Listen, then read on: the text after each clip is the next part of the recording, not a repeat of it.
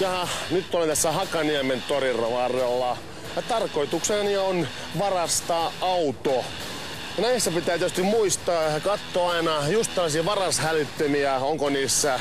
Niille lähtee vittumainen ääni ja sitähän ei haluta. Ja tässäkin on sellainen. No niin, tässä on vanhaa Sakemanin työtä. Paskan värinenhän tää on. Tässä ei ole mitään. Eli ensin kokeillaan Karpon niin sanottua varmaa ajuttua. Aukeeko T-lusikalla ovi.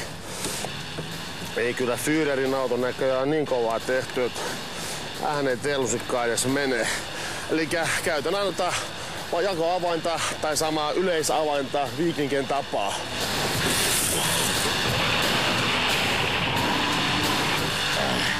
Kattoo vähän täältä.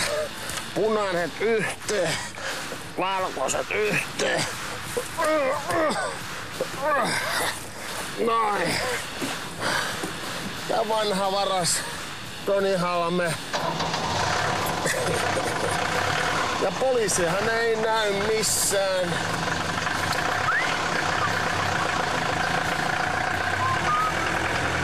Hitaasti hyviä tulee. Aha.